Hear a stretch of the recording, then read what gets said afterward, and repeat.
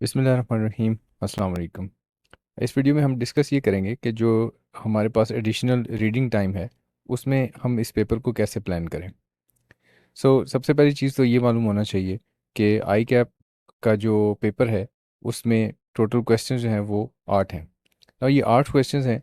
ये आई कैप ने नहीं कहा कि 8 सवाल ही होंगे, लेकिन प्रैक्टिस ये है कि आई कैप आमतौर पर 8 सवाल ही देता है ना। ये जो 8 सवाल हैं ये आपके सिलेबस के जो 3 सेक्शंस आई कैप ने बताए हैं, ABC, यानी पहला सेक्शन है objective system, historical background, constitution provisions और एथिक्स। ये आपके स्टडी आई कैप का जो स्टडी टेक्स्ट है उसके पहले 3 चैप्टर्स हैं। इसमें से सवाल होते हैं। उसके बाद सेक्शन बी है इनकम टैक्स के सवाल होंगे। उसके बाद सेक्शन सी है सेल्स टैक्स के सवाल होंगे। आई के अपने साथ में इंडिकेटिव मार्किंग ग्रेड भी बताई है कि यूजुअली 5 से 10 नंबर पहले सेक्शन में, 60 से 75 नंबर दूसरे सेक्शन में और 20 से 30 नंबर तीसरे सेक्शन में से टेस्ट किए जाएंगे। और अगर आप आई कैप का प्रीवियसली पेपर्स का पैटर्न देखें तो उसमें भी आई कैप ने बहुत रिलीजियसली इस ग्रेड को फॉलो किया है कि जो इंडिकेटिव ग्रेड आई कैप ने बताया है कि मार्क्स का होगा, वो उसी रेंज के अंदर ही टेस्टिंग जो है आई कैप कर रहा है। ठीक है। ये अगर आप देखोगे तो प्रीवियस पेपर में अगर मैं इसका एवरेज देखूं तो वो भी इसी रेंज के अंदर ही फॉल करता है। तो इसका मतलब ये है कि ये बहुत इंपॉर्टेंट चीज़ है कि आपको पता हो कि कितने मार्क्स मैक्सिमम एक सेक्शन में से हमें टेस्ट हो रहे हैं ना। ये जो मार्क्स टेस्ट हो रहे हैं, इसकी कुछ डिस्ट्रीब्यूशन इस तरह से होती है कि जो क्वेश्चन नंबर 8 होता है वो फर्स्ट सेक्शन में से पूछा जाता है। और ये जो क्वेश्चन नंबर 8 है ये सबसे इजी मार्क्स हैं। मेरी सजेशन ये होगी कि जब आप अपने प्लानिंग टाइम में 15 मिनट में देखें, सबसे पहला सवाल जो रीड करें वो सवाल नंबर 8 रीड करें, क्योंकि ये 5 से 10 नंबर का होगा और इसके अंदर बहुत इजी मार्क्स होंगे। ठीक है। इसमें ज़्यादा आई के एग्जामिनर के पास गुंजाइश नहीं है कि वो आपको कोई ट्रिकी एरिया पूछ सके। स्ट्रेट वे क्वेश्चंस होते हैं और इसकी तैयारी इन पहले 3 चैप्टर्स की तैयारी भी बहुत आसान है। अगर मैं लेटेस्ट अटैम्प्ट की बात करूं तो 8 नंबर का सवाल, क्वेश्चन नंबर 8 जो था वो 8 नंबर का था जो पहले 3 चैप्टर्स में से है।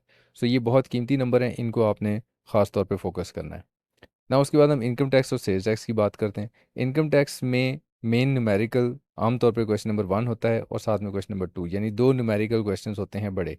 ये क्वेश्चन नंबर 2 लाजमी नहीं है न्यूमेरिकल हो, ये हो सकता है 3 भी हो सकता है, 4 भी हो सकता है, लेकिन दो बहरहाल न्यूमेरिकल क्वेश्चंस होते हैं। इन दो न्यूमेरिकल क्वेश्चंस को और साथ में जो सेल्स टैक्स का मेन न्यूमेरिकल होता है वो क्वेश्चन नंबर 7 होता है। इन 3 सवालों को आपने देख लेना है कि इनकम टैक्स के कौन से दो बड़े न्यूमेरिकल्स हैं और सेल्स टैक्स का कौन सा बड़ा न्यूमेरिकल है। तो इन 3 सवालों को बिल्कुल छेड़ने की ज़रूरत नहीं है। सिर्फ एक क्विक रीडिंग आपने करनी है। 15 मिनट के टाइम में इन 3 सवालों को सबसे आखिर में रीड करें आप। ठीक है। और अगर हम लेटेस्ट अटैम्प्ट की बात करें तो जो क्वेश्चन नंबर 1 था वो 19 नंबर का था, क्वेश्चन नंबर 2 जो है वो 7 नंबर का था और क्वेश्चन नंबर 7 जो है वो 16 नंबर का था। It it makes a total of 42 marks. यानी इनकम टैक्स और सेल्स टैक्स में सिर्फ numerical portion, pure numerical portion 42 marks का। तो इसको आपने स्टार्ट में बिल्कुल जब आप प्लानिंग टाइम में पढ़ रहे हो तो इन क्वेश्चंस को अभी ना पढ़ें। ठीक है, बल्कि आप बाकी क्वेश्चंस को देखें कि उसमें क्या है, क्योंकि ये तो प्योर न्यूमेरिकल होंगे। अब जो बाकी क्वेश्चन है, जैसे यहाँ पे इनकम टैक्स में क्वेश्चन 3, 4 और 5 है, ये या तो purely numerical, sorry purely theoretical हो सकता है, यानी जिसमें रिटर्न अपील असेसमेंट और रिकॉर्ड्स वगैरह के चैप्टर्स हैं, या फिर numerical knowledge based theoretical question हो सकता है। ठीक है। Numerical knowledge based theoretical question ये पूछा जा सकता है। तो क्वेश्चन 3, 4 और 5, ये जो इनकम टैक्स के सेक्शन में बाकी 3 सवाल होंगे, इनको आपको प्लानिंग टाइम में सबसे पहले पढ़ना चाहिए है। और अगर जो और इसके बाद जो सेल्स टैक्स का जो क्वेश्चन नंबर 6 है, ये भी या तो प्योरली थ्योरेटिकल एरिया में से टेस्ट किया जाता है, जैसे कि रजिस्ट्रेशन वाला चैप्टर है, या फिर जो आपका ये जो रिकॉर्ड्स वाला चैप्टर है उसमें से होता है, या फिर ये न्यूमेरिकल बेस्ड नॉलेज के ऊपर एक थ्योरेटिकल क्वेश्चन बना हुआ होता है। तो आपने इस क्वेश्चन नंबर इनकम टैक्स में 3 सवाल होंगे जो मेन न्यूमेरिकल के अलावा हैं, और सेल्स टैक्स में एक सवाल होगा जो मेन न्यूमेरिकल के अलावा है। आपको अपने प्लानिंग टाइम में इन सवालों को पहले देखना चाहिए।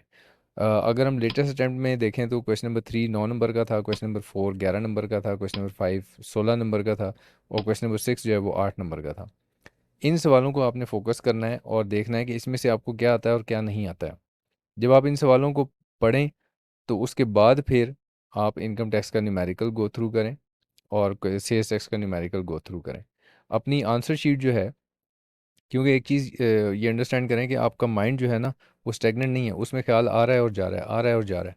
तो आपके माइंड में आंसर्स आएंगे और निकलेंगे, आएंगे और निकलेंगे। तो आपको उनको कैप्चर करना है। तो उसका एक टेक्निक ये हो सकती है कि अपनी जो आंसर शीट है उसके आखिरी पेज के ऊपर आप हेडिंग लगाएं रफ वर्क की और उसको क्रॉस कर दें।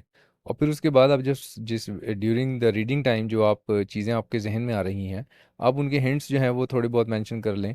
कि जैसे क्वेश्चन नंबर 3 जो है उसमें कहीं पे रिटर्न असेसमेंट का सवाल था, तो आपने कहा जी अच्छा एक्सटेंशन की बात हो रही है, हाँ मुझे याद है वो 15 डेज़ की एक्सटेंशन कमिश्नर दे सकता है रिटर्न फाइलिंग की।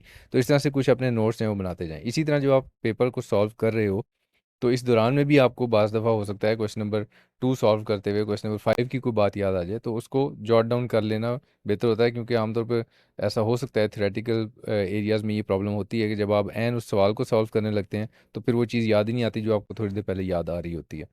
ठीक है। So that's how you should utilise this 15 minutes time. So this is it.